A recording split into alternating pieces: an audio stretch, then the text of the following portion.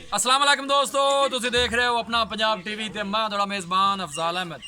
सब तो पहले अपने चैनल को करो सबसक्राइब ते नाल ही लगी हुई घंटी को दबाओ क्योंकि साड़ी लेटेस्ट और बेहतरीन वीडियो साढ़े दोस्तों तक पहुंचे सब तो पहले।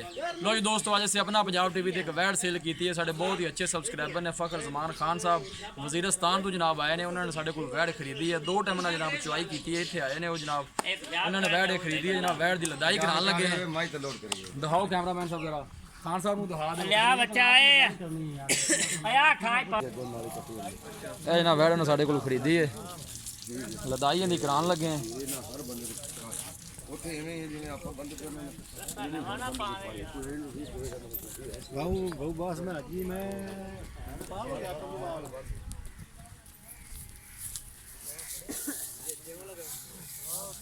साढ़े बहुत ही अच्छे सबसक्राइबर ने जनाब फ़खर जमान खान साहब वजीरस्तान तो जनाब दे शरीफ लैके आए ने। 2 टाइम ना वैट की चुआई की है।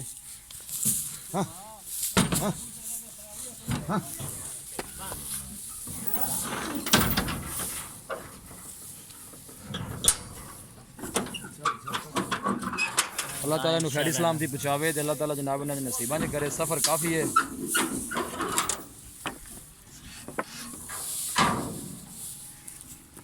किधर है खान साहब, बुलाएं उसको।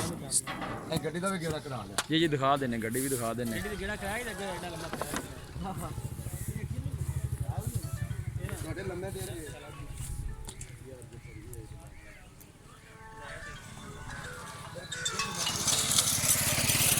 गड्डी का नंबर है जी। इंशाल्लाह दोस्तों की खातर इस तरह जनाब मेहनत करते रहेंगे। वजीरस्तान में जनाब वैट जा रही है। वीडियो पसंद आवे लाइक ते शेयर जनाब जरूर करना है।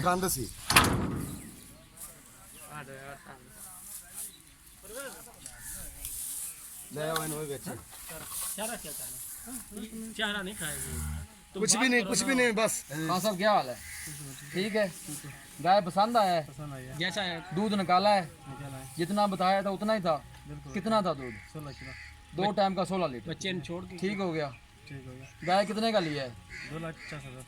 2,50,000। ये परवेज भाई 2,50,000 पूरा कर लिया पूरा आपने? खा लिया। गाय पसंद आया है? कोई शिकवा तो नहीं है हम पे? बिल्कुल नहीं है। कोई है तो बता दें। जी परवेज भाई पैसे आपने पूरा कर लिए? ठीक है। हाँ जी इंशाल्लाह ठीक हो गया खान साहब? ठीक हो गया। और कुछ है तो बताएं हमारे लिए। जी ठीक है, मेहरबानी। लो जी दोस्तों, वीडियो पसंद आवे लाइक ते शेयर जरूर करना है। मिलांगे एक अच्छी और लाजवाब वीडियो के नाल। अपने मेज़बान अफजाल अपने दो इजाज़त। अल्लाह ने साड़ी वाले कैमरे फेर लेने।